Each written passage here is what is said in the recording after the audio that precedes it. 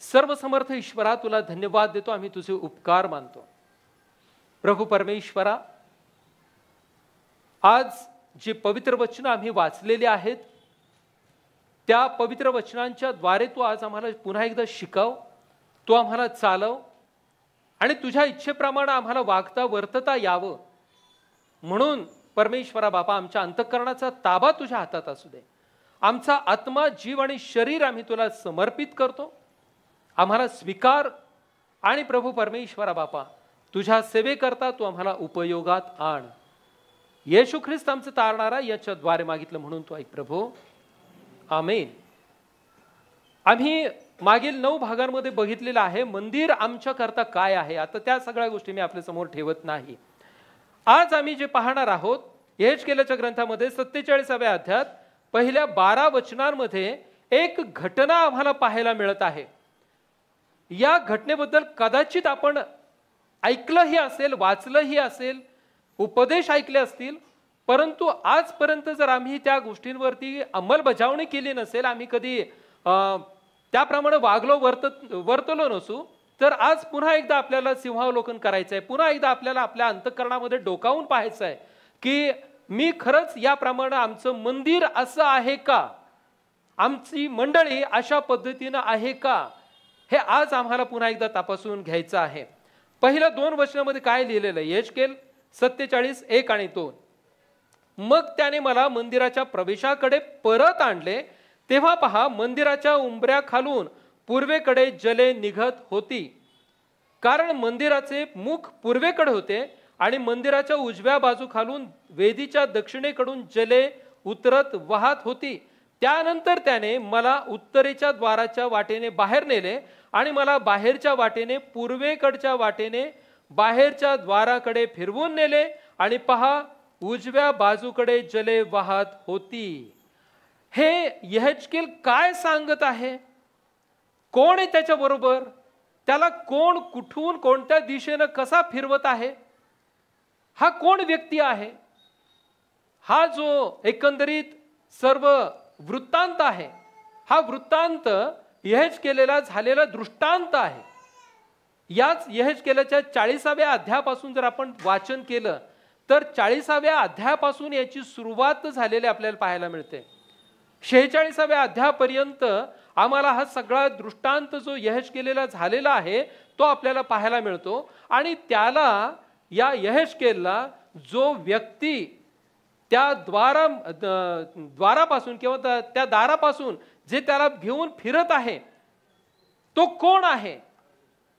तो एक तर देवदूत आहे किंवा आपला तारणारा प्रभू येशू ख्रिस्त आहे. या दृष्टांतामध्ये यहेजकेलला जो घेऊन जाणारा व्यक्ती आहे तो देवदूत आहे किंवा तुमचा आणि माझा तारणारा प्रभू येशू ख्रिस्त आहे. हा देवदर्शनाचा भाग आहे. मग देवदर्शन यापूर्वी अगोदरच्या मंडळीला, अगोदरच्या लोकांना घडलं होतं का? आपल्याला आठवतंय की अगोदर परमेश्वरानं कुणाला दर्शन दिलं होतं? आधी कुणाला दर्शन दिलं होतं? कोणकोणत्या लोकांना दर्शन आपल्याला माहिती आहे, कदाचित आता आठवत नसेल. मोशेला दर्शन दिलं होतं, अजून अब्राहमाला दर्शन दिलं होतं, अजून कोणाला दर्शन दिलं होतं? याकोबाला दर्शन दिलं होतं. अब्राहमाला परमेश्वरानं दर्शन दिलेलं आहे. याकोबाला कोणत्या स्वरूपामध्ये दर्शन दिलेलं आहे? लॅडर, शिडीच्या स्वरूपामध्ये.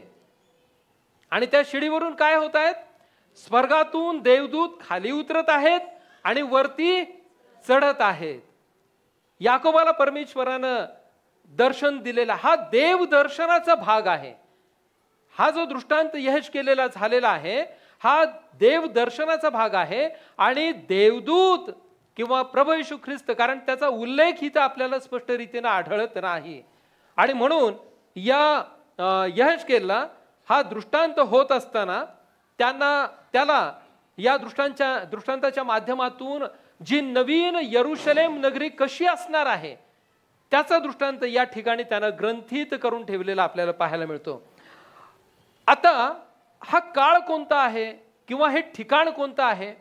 तर यहुदी लोकांना बंदिवासामध्ये नेऊन आता 25 वर्ष उलटून गेलेले आहेत. आणि 25 वर्षानंतर, कारण त्याचा उल्लेख 40व्या अध्यायामध्ये याच पहिल्या वचनामध्ये केलेला आहे. 25 वर्ष आता या लोकांना बंदिवासामध्ये जाऊन झालेले आहेत. आणि त्या ठिकाणी यहेजकेल असताना त्याला परमेश्वरानं हे दर्शन दिलेलं आपल्याला पाहायला मिळत आहे. आणि मग तो त्या यहेजकेलाला या सगळ्या गोष्टी दाखवत आहे. आता यहेजकेलानं जे दृष्टांत बघितलेले आहेत त्याच्यामध्ये त्याला काय दिसत आहे की पूर्वेकडून पाणी निघालेलं आहे आणि त्या पाण्याचा, त्या उंबरठ्याच्या खालून निघालेल्या ज्या पाण्याचा जो मार्ग आहे तो मार्ग बदलत चाललेला आहे असं आम्हाला या वचनांमधून पाहायला मिळतं. आणि मग पुढं आपल्याला काय पाहायला मिळतं बघा, वचन 3 ते 6 याच्यामध्ये काय लिहिलेलं आहे.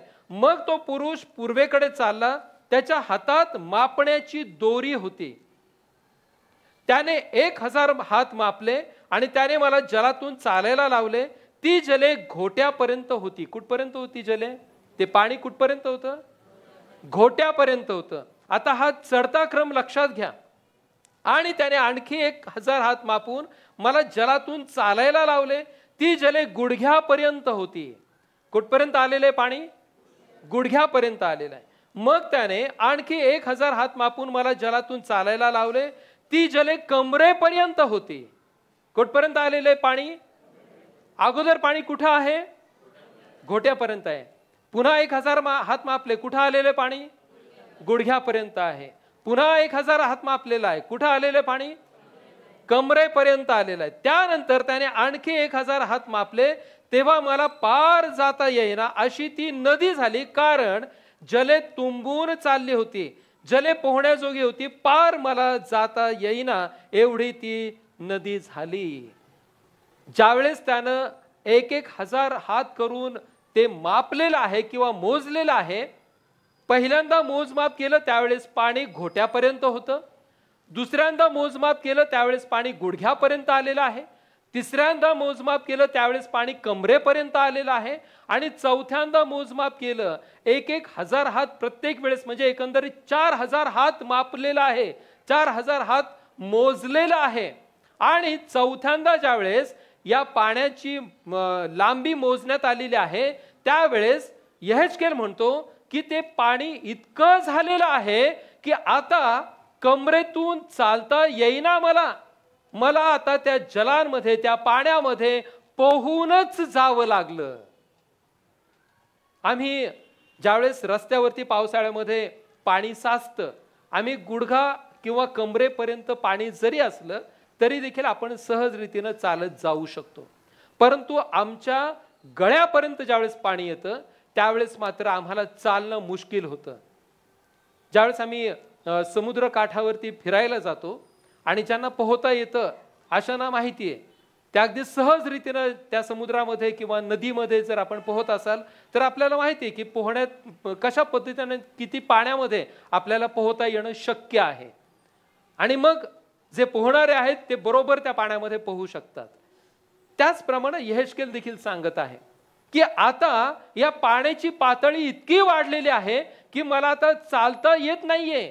मला आता ती नदी पार करून जायचंय, परंतु ती कशी पार करायची? ती मला आता पोहूनच पार करायची. 6वं वचन, तेव्हा त्याने मला म्हटले, मनुष्याच्या मुला, तू हे पाहिले आहे काय? मग त्याने मला चालवून नदीच्या काठी परत आणलेला आहे. पहिल्या वचनापासून सुरू झालेला हा 6व्या वचनापर्यंतचा प्रवास त्या मनुष्यानं, म्हणजेच ज्याला हा यहेजकेल मनुष्य म्हणत आहे, त्या देवदूतानं त्याला तो प्रवास करून आणलेला आहे. 4000 हात मापून त्यानं तो प्रवास करून आणलेला आहे. आणि पुन्हा परत आल्यानंतर तो काय म्हणत आहे की हे तू पाहिलेलं आहेस का? प्रियानो, या संपूर्ण प्रवासाच्या दरम्यान आम्हाला काही गोष्टी पाहायच्या आहेत. या 4000 हातांचा अर्थ काय आहे? त्या वाढत्या पाण्याच्या पातळीचा अर्थ काय आहे? जरी हा दृष्टांत यहेजकेलला झालेला आहे, परंतु त्याचा आध्यात्मिक अर्थ तुमच्या आणि माझ्या वैयक्तिक जीवनाकरता कशासाठी आणि कशा प्रकारे लागू पडतो, आम्हाला त्याच्यातून काय घ्यायचं आहे? प्रियानो, आम्ही ज्यावेळेस या वचनांचा विचार करतो त्यावेळेस घोट्यापर्यंत जेव्हा पाणी आहे त्यावेळेस आमची आध्यात्मिक प्रगती किती आहे हे या पाण्याच्या पातळीवरून आम्हाला समजतं.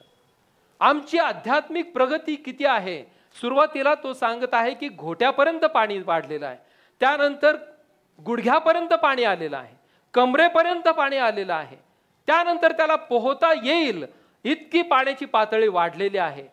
आम्ही या वाढलेल्या पाण्याच्या पातळीचा आणि आमच्या वैयक्तिक आध्यात्मिक जीवनाचा कशा प्रकारे संबंध लावू शकतो, आम्ही कशा प्रकारे या गोष्टी रिलेट करू शकतो. आमची आध्यात्मिक पातळी आज कशी आहे, किती जणांची आध्यात्मिक पातळी घोट्यापर्यंत आहे, किती जणांची आध्यात्मिक पातळी गुडघ्यापर्यंत आहे, किती जणांची आध्यात्मिक पातळी कमरेपर्यंत आहे, किती जणांची आज आध्यात्मिक पातळी एवढी वाढलेली आहे की त्यांना पोहून जावं लागत आहे. आज हा विचार इथं बसलेल्या आम्हा प्रत्येकाला माझ्या सहित करायचा आहे.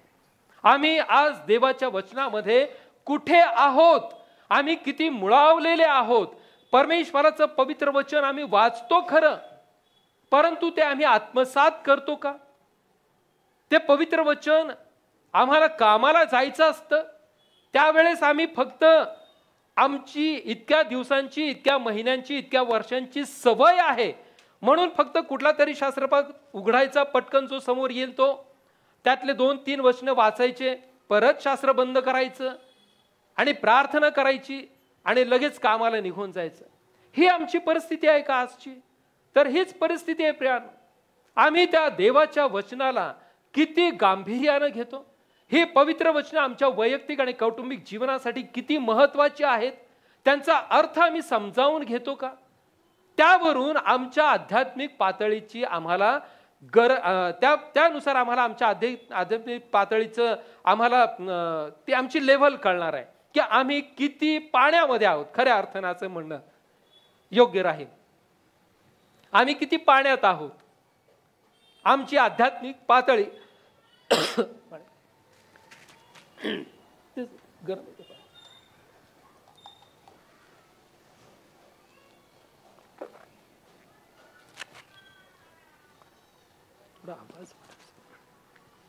आमची आध्यात्मिक पातळी किती आहे हे आमच्या रोजच्या पवित्र शास्त्रातील वचनांच्या वाचनावरून आणि ते वचन आम्हाला समजलं आहे की नाही यावरून आम्हाला समजते. आमचं स्वतःचं परीक्षण आम्हालाच करायचं प्रियानो. नेहमी लक्षात ठेवा, आम्ही किती पाण्यामध्ये आहोत किंवा आम्ही किती खोल आहोत, देवाच्या वचनामध्ये आम्ही किती मुळावलेले आहोत याच्यावरती पुढच्या गोष्टी डिपेंड करतात, ज्या पुढे 7 ते 12 या वचनामध्ये आम्हाला सांगितलेल्या आहेत. आम्ही जर घोट्या इतक्याच वचनांमध्ये असू, तितक्याच त्या पाण्यामध्ये जर आमचं वैयक्तिक आणि कौटुंबिक जीवन असेल, किंवा आम्ही फक्त गुडघाभर जे पाणी त्याच्यामध्ये सांगितलेलं आहे तितकेच आम्ही धार्मिक असू, किंवा आम्ही फक्त कमरेभर असणाऱ्या पाण्याप्रमाणे आम्ही धार्मिक असू, तर लक्षात घ्या प्रियानो, आम्हाला आमचं आध्यात्मिक जीवन तपासून घेण्याची गरज आहे. या पातळ्या ज्या दाखवलेल्या आहेत, या पातळ्या काय सांगतात की आम्ही किती कम्फर्ट झोन मध्ये आहोत, आम्ही किती सुरक्षित झोन मध्ये आहोत हे लक्षात घ्या. आम्हा ख्रिस्ती लोकांचा स्वभाव काय माहिती का? आम्ही धार्मिक आहोत खरे, आम्ही खूप धार्मिक आहोत. इथे बसलेला एकही मनुष्य, एकही स्त्री, एकही बहीण, एकही माता, एकही भाऊ अधार्मिक आहे असं मी कधीच म्हणणार नाही. आपण प्रत्येक जण, सगळे जण धार्मिक आहोत, परंतु आम्ही धार्मिक कसे आहोत माहितीये? आम्ही सीझनल धार्मिक आहोत. आम्ही स्वतःला खूप सुरक्षित कवचामध्ये ठेवतो, आम्ही कम्फर्ट झोन मध्ये ठेवतो. आमची धार्मिकता कशी आहे माहिती का? आमची धार्मिकता त्या घोट्याभर पाण्या इतकी आहे. काहींची धार्मिकता गुडघाभर पाण्या इतकी आहे, काहींची धार्मिकता कमरेभर पाण्यात इतकी आहे. का? कारण जर संकट आलं तर पटकन आम्हाला तिथून बाहेर पडता येईल. आणि याच्यातून कुणीच वाचलेलं नाही, याच्यातून एकही ख्रिस्ती मनुष्य वाचलेला नाही. आम्ही आमची धार्मिकता दाखवतो, आम्ही धार्मिक नाही आहोत असं मुळीच नाही, परंतु आमची धार्मिकता ज्याची हायेस्ट लेवल जी आहे ती कमरेपर्यंतच्या पाण्यापर्यंतची आहे, हे नेहमी लक्षात ठेवा. आम्हाला कम्फर्ट झोन मध्ये यासाठी ठेवलेलं आहे. आम्ही मोर्चे काढतो, आम्ही घोषणाबाजी करतो, आम्ही सगळं करतो, परंतु ज्यावेळेस आम्ही सुवार्ता गाजवतो, सुवार्ते करता ज्याप्रमाणे पहिल्या शतकामध्ये प्रभू येशू ख्रिस्ताच्या शिष्यांचा छळ झाला, तो छळ अजूनही आमच्यापर्यंत पोहोचलेला नाही. आणि ती वेळ येण्याकरता आम्हाला परमेश्वराच्या वचनात पोहून जाणं गरजेचं आहे. लक्षात घ्या, ही नदी आमच्या जीवनामध्ये, ही नदी म्हणजे काय आहे, हे केवळ पाणी नाही, तर याचा आध्यात्मिक अर्थ ही परमेश्वराच्या पवित्र वचनांची नदी आहे. या वचनांना आम्ही अजून इतका आत्मसात केलेलंच नाही की आम्ही त्या वचनांच्या पाण्यामध्ये आम्ही पोहून जाऊ शकू. अजूनही आम्ही कमरेभर पाण्यातच, कमरेभर त्या लेव्हल पर्यंतच वचनांच्या आम्ही आजही सुरक्षितरित्या उभे आहोत. आणि हे सत्य आम्ही कोणीही नाकारू शकत नाही. ज्यावेळेस छळाची वेळ येते त्यावेळेस मात्र आम्हाला हळूच तिथून पाय काढता येईल. अशा कम्फर्ट झोन मध्ये इतक्याच कमरे इतक्या पाण्यामध्ये आजही आम्ही उभे आहोत, आजही आम्ही उभे आहोत. आणि म्हणून लक्षात असू द्या प्रियानो, जो दृष्टांत यहेजकेलला झालेला आहे, हा दृष्टांत आज माझ्यासाठी आणि आपल्या प्रत्येकासाठी फार महत्वाचा आहे. आम्ही आमची वैयक्तिक तपासणी करायची आहे की आम्ही कुठे आहोत देवाच्या वचनांमध्ये. आम्ही फक्त घोट्याभर पाण्यामध्ये आहोत, की गुडघ्या इतक्या पाण्यामध्ये आहोत, की कमरे इतक्या पाण्यात आहोत, की आमची धार्मिकता ही त्याहीपेक्षा जास्ती आहे, की उद्या कोणताही प्रसंग आमच्यावरती आला तरी देखील आम्ही ख्रिस्ताच्या नावासाठी आमचं काहीही झालं तरी चालेल. स्तेफनापासून जी सुरुवात झाली होती ती प्रभू येशू ख्रिस्ताच्या शिष्यांनी, ज्यांना प्रेषित म्हटलं गेलं, पहिल्या शतकामध्ये अत्यंत भयंकर रीतीनं त्यांचा छळ करण्यात आला. तशी जर वेळ आमच्या जीवनामध्ये आज 2025 सालामध्ये आली तर आम्ही काय करू प्रियांनो? आम्हाला त्या वेळेला आणि तशा परिस्थितीला, तशा छळाला जर सामोरं जावं लागलं तर आज आमची धार्मिकता आणि आमचं वचनांचं आकलन, आम्ही वचनांना आम्ही समजावून घेणं आणि परमेश्वराच्या पुत्राला अर्थात प्रभू येशू ख्रिस्ताला आमच्या वैयक्तिक आणि कौटुंबिक जीवनामध्ये इतकं सामावून घेणं हे गरजेचं आहे की आमच्यावर कोणत्याही प्रकारच्या छळाची वेळ आली तरी देखील आम्ही मागं हटणार नाही. हा त्या शेवटच्या पाण्याच्या लेव्हलचा अर्थ आहे, ज्याच्यामध्ये यहेजकेल म्हणत आहे की आता मला पार जाता येत नाही, मला आता पोहावं लागत आहे, मला पोहून पार जावं लागत आहे. आणि हे सगळं झाल्यानंतर त्या दूतानं त्याला पुन्हा माघारी आणलेलं आपल्याला पाहायला मिळतं. आणि मग प्रियांनो, माघारी आणल्यानंतर पुढे 7 ते 12 या वचनामध्ये काही गोष्टी सांगितलेल्या आहेत. ज्यावेळेस आम्ही आत्मपरीक्षण करतो, आम्ही वचनांचा अभ्यास करतो, आम्ही ज्यावेळेस पवित्र मंदिरामध्ये येतो, आम्ही संदेश ऐकतो, संदेश देतो, शास्त्राभ्यास करतो, त्यानंतर मात्र आमची वैयक्तिक सभासद म्हणून आणि मंडळी म्हणून आमची जबाबदारी काय आहे. आम्ही पहिल्या 6 वचनांमध्ये हे बघितलेलं आहे की आमची आध्यात्मिकता किती आहे, आमची आमची स्पिरिच्युअलिटी किती आहे. हे जर आज आम्हाला कळालेलं आहे की आम्ही किती पाण्यामध्ये आहोत, आम्ही घोट्याभर पाण्यात आहोत, आमची धार्मिकता तेवढीच आहे का, आम्ही तितकंच प्रभू येशू ख्रिस्ताला ग्रहण केलेलं आहे का, तर आज आम्हाला त्या पोहून जाता येईल इतक्या पाण्यामध्ये उतरणं गरजेचं आहे. आमची धार्मिकता जर गुडघ्या इतक्या पाण्याची आहे, आमची धार्मिकता जर कमरे इतक्या पाण्याची आहे, तर आज आम्हाला आमची पातळी वाढवण्याची गरज आहे. आमच्या आध्यात्मिकतेची पातळी आम्हाला वाढवणं गरजेचं आहे. आणि ती कुठपर्यंत वाढवायची की आम्हाला पोहून जाता आलं पाहिजे, इथपर्यंत आम्हाला त्या वचनांना आत्मसात करायचं आहे.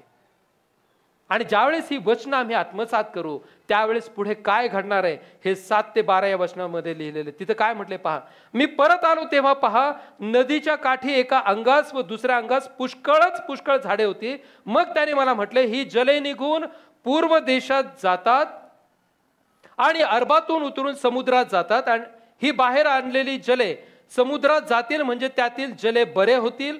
आणि असे झाले की जेथे जेथे नद्या येतील तेथे तेथे जो प्रत्येक जिवंत प्राणी राहत असेल तो वाचेल, आणि पुष्कळ मासे होतील, कारण ही जले जेथे पोहोचतील तेव्हा ती जले बरी होतील आणि जेथे जेथे ही नदी येईल तेथे तेथे सर्व वाचेल. आणि असे होईल की तिच्या जवळ धीवर उभे राहतील. एन गेदीपासून एन इग्लाइमा पर्यंत जाळी पसरण्याची जागा होईल. मोठ्या समुद्रातल्या माशांसारखे त्यातले मासे त्यांच्या प्रकारांप्रमाणे पुष्कळ होतील. पण त्याच्या चिखलबट व दलदलीत जागा बऱ्या होणार नाहीत, त्या मिठासाठी होतील. ह्या जलांचं जे इतरांना होणारा जो फायदा आहे तो फायदा त्या दूतानं यहेजकेलला सांगितलेला आहे. यहेजकेल लिहून ठेवत आहे.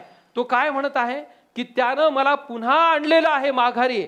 आणि त्यानं काय सांगितलेलं आहे की ही जल ज्या ज्या ठिकाणी जातील, हे पाणी ज्या ज्या ठिकाणी जाईल त्या ठिकाणी काय होणार आहे तर तिथल्या जागा बऱ्या केल्या जाणार आहेत. पुन्हा माघारी मंदिराकडे येत असताना त्यानं काय बघितलं तर त्यानं पाहिलेलं आहे की त्या नदीच्या तीरावरती पुष्कळ झाडी उगवलेली आहेत. त्यानं बघितलेलं आहे की पुष्कळ झाडी उगवलेली आहेत. त्यानंतर त्यानं पुढे पाहिलेलं आहे की पुष्कळ मासे त्या पाण्यामध्ये झालेलं त्यानं बघितलेलं आहे. त्यानंतर त्या तीरावरती जाळी पसरण्याची जागा त्यानं बघितलेल्या आहेत. त्या नदीच्या तीरावरती धीवर उभे राहिलेले पाहिलेले आहेत. ह्या सगळ्या गोष्टी प्रतिकात्मक दृष्टिकोनातून आमच्यासाठी काय आहेत? ज्या वेळेस ही जल म्हणजेच ही सुवार्ता आहे, हे पाणी ज्यावेळेस पवित्र मंदिरातून बाहेर जाईल त्यावेळेस आज 2025 सालामध्ये ख्रिस्त विश्व मंडळीमधून ज्यावेळेस हे पाणी बाहेर पडेल त्यावेळेस हे पाणी काय करणार आहे हा तो दृष्टांत आम्हाला या यहेजकेलाच्या ग्रंथामध्ये पाहायला मिळतो. ज्यावेळेस हे जल किंवा हे पाणी पवित्र मंदिराच्या उंबरठ्यामधून बाहेर जाईल त्यावेळेस काय होणार आहे? त्या नदी पात्राच्या म्हणजेच त्या सुवार्तेच्या दोन्ही तीरावरती माणसं उभे राहतील, धीवर उभे राहतील. धीवर म्हणजे कोण आहेत? कोणाचं आडनाव नाही बरं का. धीवर नावाची व्यक्ती उभं राहील असं नाहीये, लक्षात घ्या. धीवर म्हणजे कोळी, मासेमारी करणारे, मत्स्य मारणारे किंवा जे समुद्रामध्ये मासेमारी करतात त्यांना धीवर म्हटलेलं आहे. या नदीच्या तीरावरती पुष्कळ झाडे येतील आणि जाळी पसरण्याची जागा होईल. जाळी म्हणजे काय? नेट, इंटरनेट नाही. जे मासेमारी करतात त्यांच्याकडे जे जाळं असतं ते धीवर, ती माणसं, ते मासेमारी करणारे लोक हे त्या नदीच्या काठावरती उभं राहून ते जाळे टाकतील त्या नदीमध्ये. का जाळे टाकतील? कारण जे जल, जे वचनांचं जल या पवित्र मंदिराच्या उंबरठ्यातून बाहेर निघालेलं आहे त्या वचनाच्या पाण्यामध्ये पुष्कळ मासे होतील. मासे कशाचं प्रतीक आहेत? हे विधर्मी लोकांचं प्रतीक आहे. मासे विधर्मी लोकांचं प्रतीक आहे. हे मासे त्या पाण्यामध्ये येतील, ते वाचतील. परंतु केव्हा वाचतील? ज्यावेळेस ही सुवार्ता त्यांच्यापर्यंत या स्वरूपामध्ये बाहेर पडेल. या नदीच्या काठावरती पुष्कळ झाडे उभे राहतील. हे झाडे देखील प्रतिकात्मक आहेत. ही झाडं काय आहेत ती पुढे दिलेली आहे. त्यांचं वर्णन फार सुंदर रीतीने 12व्या वचनामध्ये दिलेलं आहे. त्यांचा उपयोग काय असणार आहे हे देखील सांगितलेलं आहे. धीवर म्हणजे कोण आहे? धीवर म्हणजे तुम्ही आणि मी आहोत. हे लक्षात घ्या. ज्यावेळेस ही सुवार्ता वचनांच्या स्वरूपामध्ये ख्रिस्त विश्व मंडळीच्या दारातून बाहेर जाईल त्यावेळेस ही नदी इतकी मोठी होणार आहे की त्याच्यामध्ये आजूबाजूला असणारे जे सर्व प्रकारचे मासे आहेत.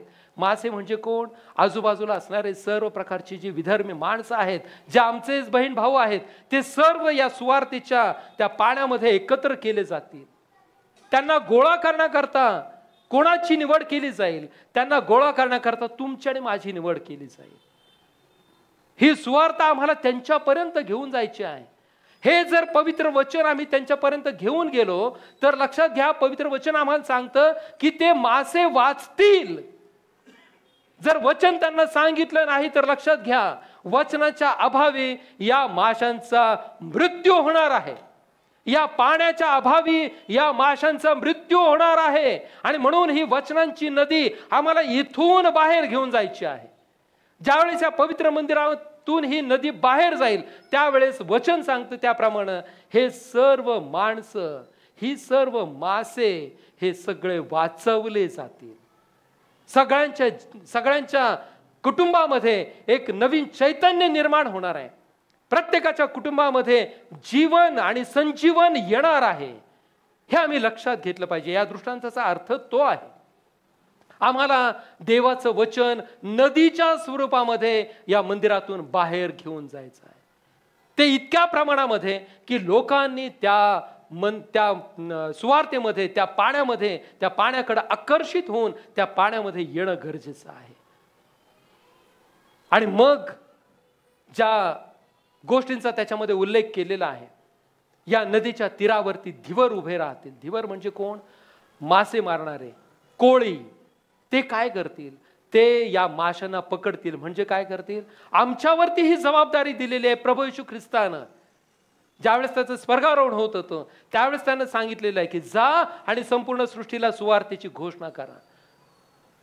ही आज्ञा प्रभू येशू ख्रिस्तानं तुम्हाला आणि मला दिलेली असताना आज या दृष्टांताच्या माध्यमातून आम्हाला पवित्र शास्त्र धीवराची उपमा देत आहे, मासे मारणाऱ्यांची उपमा देत आहे किंवा मासे धरणाऱ्यांची उपमा देत आहे.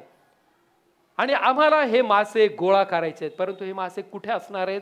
हे सुवार्तेच्या त्या नदीमध्ये असणार आहेत.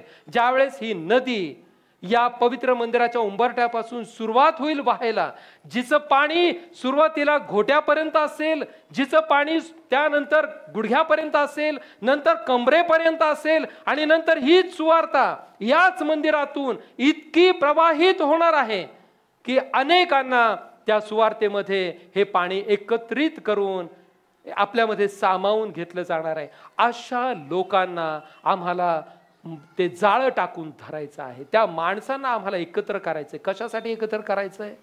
आम्हाला त्या लोकांना प्रभू येशू ख्रिस्ताच्या राज्याच्या वाढीसाठी एकत्र करायचं आहे. हा या दृष्टांताचा अर्थ आहे. आणि मग ज्यावेळेस पवित्र वचन आम्हाला सांगतं की त्या नदी तीरावरती जी झाडं उगवतील त्यांचा काय उपयोग होणार आहे, त्याच्यामध्ये अजून एक नकारात्मक बाजू देखील आहे. ती काय आहे? ती फार महत्वाची आहे, लक्षात घ्या. आणि असे होईल की तिच्याजवळ धीवर उभे राहतील. एन गेदीपासून एन इग्लाइमापर्यंत जाळी पसरण्याची जागा होईल. मोठ्या समुद्रातल्या माशांसारखी त्यातले मासे त्यांच्या प्रकारांप्रमाणे पुष्कळ होतील. पण त्याच्या चिखलवट व दलदलीत जागा बऱ्या होणार नाहीत, त्या मिठासाठी होतील. ज्यावेळेस नदी वाहत असते किंवा आम्ही समुद्र किनाऱ्यावर जातो त्यावेळेस काही चिखलवटीची जागा असते. ज्यांना नदीवरती जाण्याची सवय आहे किंवा ज्यांना आवडतं नदीवर जाण्याकरता, आपल्याला माहिती आहे की चिखलाचा खूप मोठा भाग तिथं असतो, तिथं आपल्याला पाय ठेवता येत नाही. पवित्र वचन आम्हाला सांगतं की ज्या वेळेस ही नदी जाईल त्यावेळेस तिथे काय होणार आहे? चिखलवट व दलदलीची जागा बरी होणार नाही.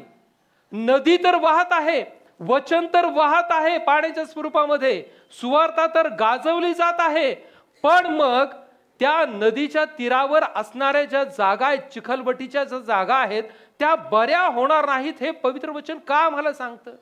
तिथं पुढे काय म्हटलेलं आहे? त्या मिठासाठी होतील. काय याचा अर्थ आहे? सुवार्ता तर वाहत आहे पवित्र मंदिरामधून.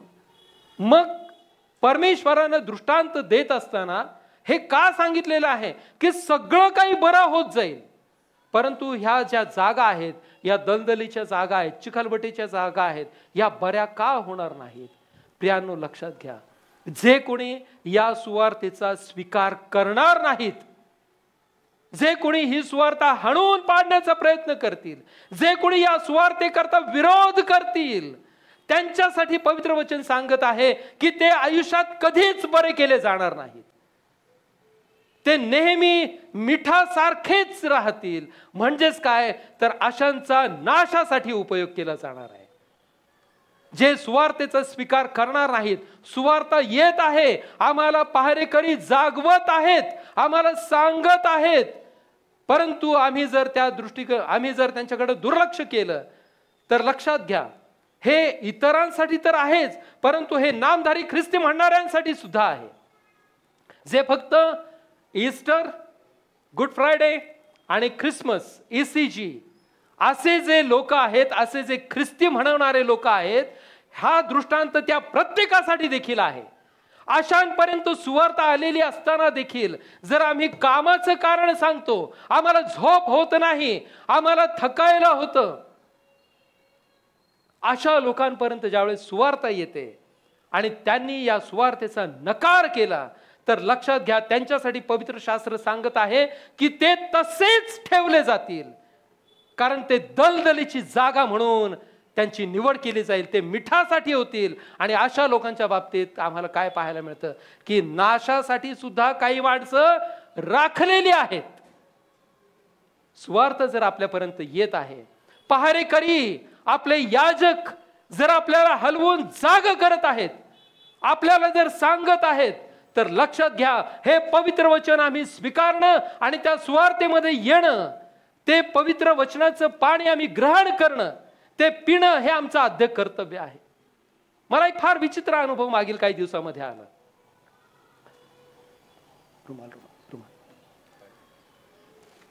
कदाचित राग येईल आपल्याला, पण मला वैयक्तिक पातळीवरती फार वाईट वाटलं. एका कुटुंबामध्ये प्रार्थनेला जायचं होतं आणि त्या कुटुंबामध्ये आम्हाला असं कळालं की वाढदिवस आहे. आणि मग आमचे बंधू राजेश यांनी चौकशी केली, ठरलं सगळं, ग्रुपवरती बहुतेक टाकलेलं होतं. आणि त्यानंतर मग ऐन वेळेस आम्हाला असं कळालं की त्या कुटुंबातील त्या व्यक्तीकडून असा निरोप आला की नाही, आज आम्हाला हॉटेलमध्ये जायचं, वाढदिवस असल्यामुळं. आणि मग मी विचारून सांगतो, अगोदर असा निरोप आला की मी विचारून सांगतो घरी, आणि नंतर ज्यावेळेस संध्याकाळी आम्हाला प्रार्थनेला जायचं त्यावेळेस आम्हाला असं कळालं की आज आम्ही हॉटेलमध्ये जाणार आहोत. आमच्यापर्यंत ज्यावेळेस ही नदी येते, हे पाणी वचनाचं ज्यावेळेस आमच्यापर्यंत येतं, स्वतःहून येतं, त्यावेळेस आम्ही कुठं असतो? आम्ही कुठं असतो? आमचा वाढदिवस साजरा करण्याकरता आम्ही कुठं असतो? हॉटेलमध्ये असतो. ज्यावेळेस तुम्ही स्वतःहून नकार देता या वचनासाठी, त्यावेळेस तुम्ही कसे आहात? त्यावेळेस तुम्ही त्या दलदलीसारखे आहात, तुम्ही त्या चिखल असणाऱ्या जागेसारखे आहात. लक्षात घ्या. मला क्षमा करा, परंतु हे मला तुमच्या समोर सांगणं फार गरजेचं आहे. आम्ही परमेश्वराच्या उपासनेला ज्यावेळेस याजक आमच्या घरी येतात, ज्यावेळेस कमिटीचे लोक आमच्या घरी येऊ इच्छितात, ज्यावेळेस आमच्या कुटुंबामध्ये आनंदाचा प्रसंग आहे, तरुण संघ आमच्या कुटुंबामध्ये येऊन देवाची स्तुती आराधना करत आहे, कारण त्याच देवानं आम्हाला आयुष्य दिलेलं आहे ना, त्याच देवानं आम्हाला रोज प्रत्येक वर्षी नवीन जन्मदिवस दाखवलेला आहे. त्या देवाचे आभार मानणे इतके आम्ही आभार मानू नयेत इतके आम्ही कृतज्ञ झालेलो आहोत का? की तो आमचा आनंद आम्हाला आमच्या कुटुंबाबरोबर हॉटेलमध्ये साजरा करायचा आहे. आम्ही देवाला धन्यवाद द्यायला नकोत? आम्ही लोकांना, आमच्या मंडळीतल्या लोकांना, पालकांना आम्ही घरी बोलवायला नकोत? हे लेकरं किती सुंदर रीतीने संदेश देतात, जरा अनुभव घेऊन पहा. आज हे फार जाणीवपूर्वक वचन मी आपल्या समोर ठेवत आहे. ज्यावेळेस पवित्र वचन, ते पाणी आपल्या घरापर्यंत वाहत येत आहे, कृपया नकार देऊ नका. आणि या गोष्टी घडलेल्या आहेत. मला माहिती नाही आता ते संबंधित व्यक्ती सभासदिता आहे किंवा खाली आहे, मी त्यांचं नाव सांगणार नाही. पण प्रार्थनेला नकार दिलेला मी आता 4 वर्षाच्या अनुभवामध्ये माझी पहिली वेळ असं ऐकायची. एकतर मी घरी विचारून सांगतो, प्रार्थनेला विचारायची गरज आहे तुम्हाला? आपल्या घरी प्रार्थना व्हावी का, हे विचारण्याची गरज का पडावी?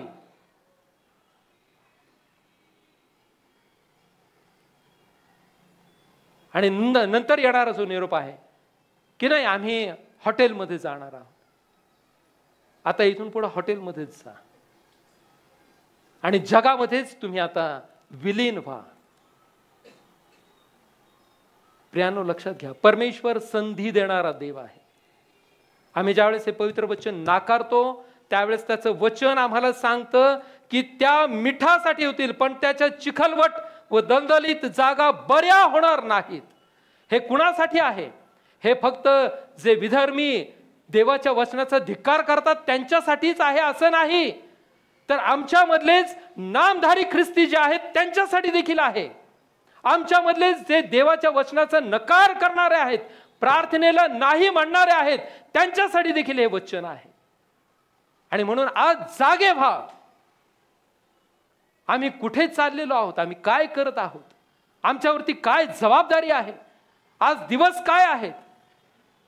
आमच्या तारणाऱ्या प्रभू येशू ख्रिस्ताचं येणं किती जवळ झालेलं आहे हे प्रभू येशू ख्रिस्तानं सांगितलेलं आहे. अंजिराच्या झाडाचा दाखला देत असताना आम्ही आज इतके लहान आहोत का? आजही आम्ही दूध पिणारे आहोत का? संत पाऊल सांगतो त्याप्रमाणे आम्हाला जगिक गोष्टीचं सगळं ज्ञान आहे.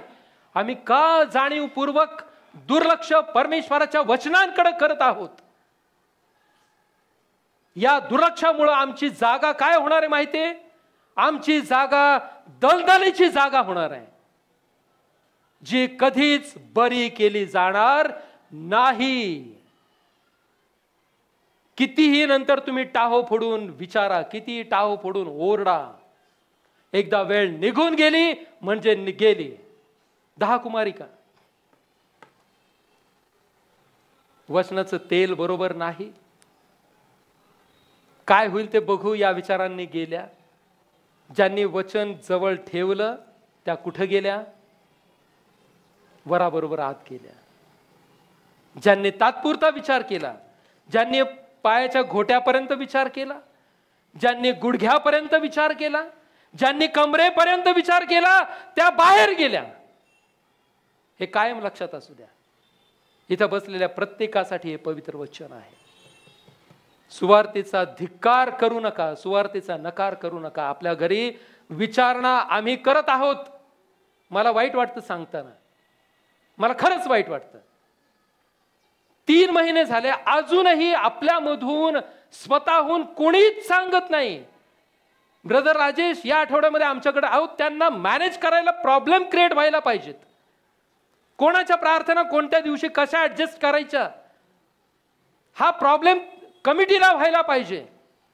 आजही हीच वेळ आहे की आम्हाला विचारावं लागतं, अंकल आम्ही तुमच्या घरी येऊ का सोमवारी प्रार्थनेला?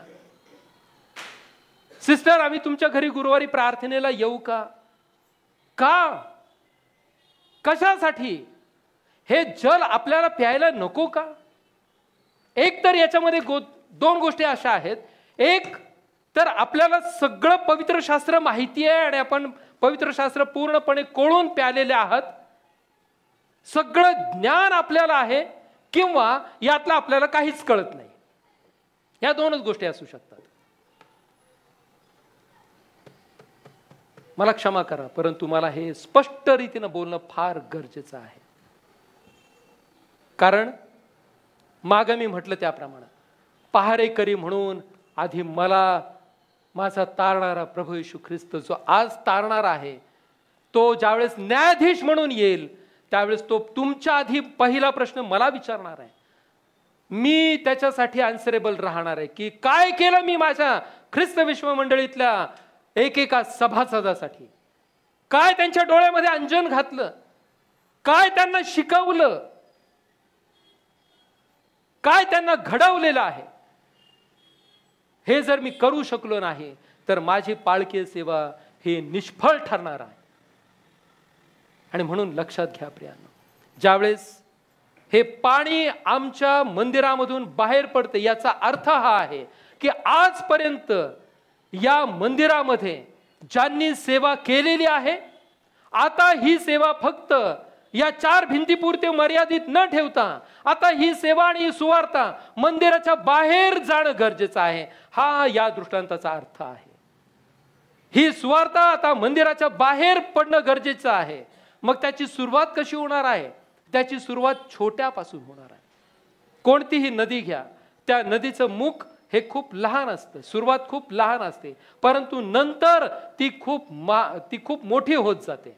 ही सुवार्ता आमच्या मंदिरामधून बाहेर पडणं फार गरजेचं आहे. ही सुरुवातीला घोट्या इतकी पाण्याची असेल, नंतर गुडघ्या इतक्या पाण्याची असेल, नंतर कमरे इतक्या पाण्याची असेल, आणि नंतर इतकं तिचं स्वरूप मोठं होणार आहे की आपल्या प्रत्येकाला त्यातून पोहूनच जावं लागणार आहे. आणि ही पोहण्याची तयारी आमची असली पाहिजे. ख्रिस्त विश्वमंडळीच्या प्रत्येक सभासदाची पोहण्याची तयारी असलीच पाहिजे. कोणीही गुडघ्याभर पाण्यामध्ये उभं राहू नका, कोणीही घोटाभर पाण्यामध्ये उभं राहू नका, कोणीही कमरेभर पाण्यामध्ये उभं राहू नका की जिथून पटकन आम्हाला माघारी फिरता येईल. पोहून जाण्याचा प्रयत्न करा, हे वचन आत्मसात करण्याचा प्रयत्न करा. आणि मग बघा परमेश्वर कसे आशीर्वाद देतो. ते आशीर्वाद काय आहेत ते 12व्या वचनामध्ये तिथे काय म्हटलेलं आहे. आणि नदीजवळ तिच्या काठावर या बाजूला व त्या बाजूला अन्न देणारी सर्व प्रकारची झाडे रुजून वाढतील, त्यांची पाने वाळणार नाहीत, त्यांची फळे संपणार नाहीत, ती प्रत्येक महिन्यात नवी फळे देतील, कारण त्यांच्याकडे येणारी जले पवित्र स्थानातून निघतात. कुठून निघत आहे हे पाणी? कुठून निघत आहे? कुठून निघत आहे? पवित्र स्थानातून, मंदिरातून हे सुवार्तेचं पाणी बाहेर पडलेलं आहे. आणि म्हणून या नदीच्या दोन्ही तीरावरती जी झाडं आहेत ती कशी राहतील?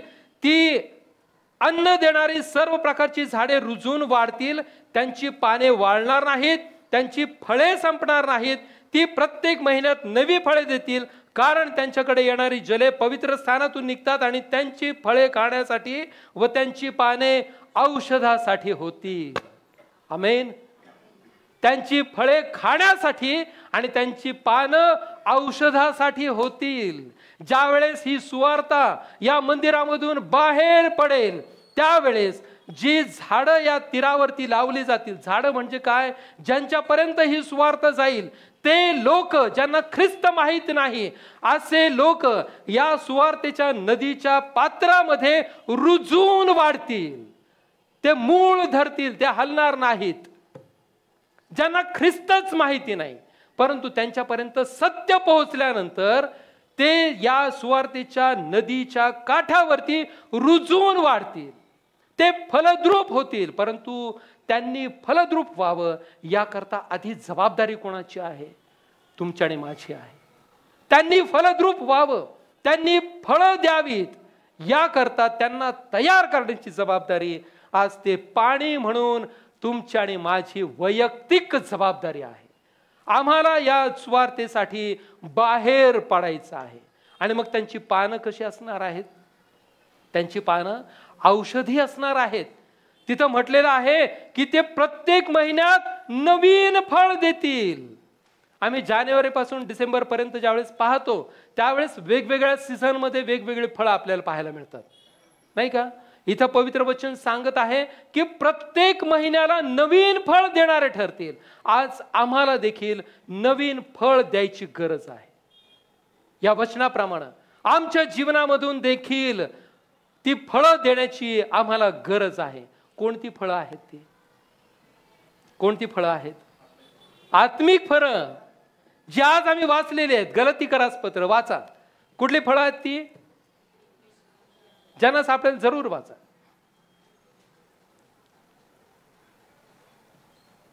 प्रीती, आनंद, शांती, सहनशीलता, ममता, चांगुलपणा, विश्वासूपणा, सौम्यता, इंद्रिय दमन ही आहे. ही फळं आपण लहानपणापासून ऐकत आहोत का? प्रीती, आनंद, शांती, सहनशीलता, ममता, चांगलेपणा, विश्वासूपणा, लीनता, इंद्रिय दमन, ह्यातल्या किती गोष्टी आमच्या वैयक्तिक जीवनामध्ये आहेत? किती फळं आम्ही धारण केलेली आहेत आजपर्यंत? प्रामाणिकपणे आपल्या स्वतःला प्रश्न विचारा. किती फळं आम्ही धारण केलेली आहेत? किती फळं आम्ही दर महिन्याला देतो? आहे अशी फळं, अशी अवस्था आहे आमची? पवित्र वचन आम्हाला सांगतं की ती दर महिन्याला नवीन फळं देतील. आमच्या जीवनामध्ये ही फळं देणारे आम्ही ठरले पाहिजेत. ही फळं आम्ही देत नाहीत. आम्ही खुशाल इथं येतो आणि हे पवित्र भोजन आम्ही करतो. आमच्या अंतःकरणाला आम्ही कधी प्रश्न विचारतो का? माझ्यामध्ये तर एकही फळ मी आजपर्यंत दिलेलं नाही. किती जणांवरती आम्ही निस्वार्थ प्रेम केलेलं आहे. आमच्या अंतःकरणामध्ये एकमेकांबद्दल द्वेष नाहीये का? आज छाती ठोकपणे कुणी हे सांगावं. राग नाहीये का? कुणी उभं राहून सांगावं, नाही बाळक साहेब तुम्ही म्हणता ते खोटं आहे. किती जणांच्या बद्दल, किती जणांच्या मनामध्ये आनंद आहे, किती जणांच्या बाबतीत आम्ही सहनशील आहोत, किती लोकांच्या बाबतीत, किती सभासदांच्या बाबतीत आमच्या मनामध्ये प्रेम आहे, किती जण इंद्रिय दमन करत आहोत. आज आम्हाला विचार करायचा आहे प्रियानो, आम्ही कुठं चाललेलो आहोत, काय आमची ख्रिस्ती अवस्था आहे. आणि हे सगळं करून, एकमेकांबद्दलचा राग मनात धरून, चीड मनात धरून, मत्सर मनात धरून आम्ही येतो कुठं? पवित्र मेजाजवळ येतो. आणि त्या प्रभू येशू ख्रिस्ताचं भाकर म्हणजे शरीर आणि द्राक्षरस म्हणजे त्याचं रक्त आम्ही बिनदिक्कतपणे सेवन करतो. आणि हे सेवन करून आम्ही काय करतो? वाद घालतो, भांडणं करतो, कोर्टात जातो, सगळ्या गोष्टी करतो आम्ही. हे फक्त ख्रिस्त विश्व मंडळीचं स्वरूप नाहीये, हे एकंदरीत ख्रिस्ती मंडळांचं स्वरूप आहे. कुठं चाललेले आहेत आमच्या मंडळ्या? कुठं चाललेले आहे आमचे ख्रिस्ती लोक? कधी आम्ही विचार करतो या गोष्टींचा? आज आमच्यावरती काय जबाबदारी आहे? हे पाणी आम्हाला या मंदिराच्या बाहेर घेऊन जायचं आहे, ज्याच्यामुळं अनेकांचे आजार बरे होणार आहेत. या सुवार्तेमुळं अनेकांचे डोळे उघडणार आहेत, अनेकांना सत्य कळणार आहे, अनेकांना खऱ्या देवाची ओळख होणार आहे. परंतु हे केव्हा होणार आहे? ज्यावेळेस आम्ही या मंदिरातून ही सुवार्ता बाहेर घेऊन जाऊ. परंतु ती सुवार्ता बाहेर घेऊन जाण्यापूर्वी आमच्यामध्ये आधी ती प्रीती असणं गरजेचं आहे, ती सहनशीलता असणं गरजेचं आहे, आमच्यामध्ये शांती असणं गरजेचं आहे. आम्हीच जर एकमेकांचे डोके फोडत आहोत, आम्हीच जर एकमेकांचे लचके तोडत आहोत, तर आम्ही ही सुवार्ता कधी बाहेर घेऊन जाणार आहोत? आणि म्हणून लक्षात घ्या, आम्हाला आशीर्वाद मिळत नाहीत, आमची प्रगती होत नाही. सैतान देखील आर्थिक प्रगती करतो, हे लक्षात घ्या. सैतान देखील आर्थिक प्रगती करतो, परंतु तो त्याच वेळेस तुम्हाला देवाच्या सहवासातून बाहेर घेऊन जातो. हे लक्षात असू द्या नेहमी. जे लोक रविवारी देखील कामाला जातात, विशेष करून त्यांनी लक्षात घ्या, आम्ही जर एक दिवस आमच्या देवासाठी देऊ शकत नाही, तर लक्षात घ्या आम्ही त्या आशीर्वादांपासून खूप लांब गेलेलो आहोत.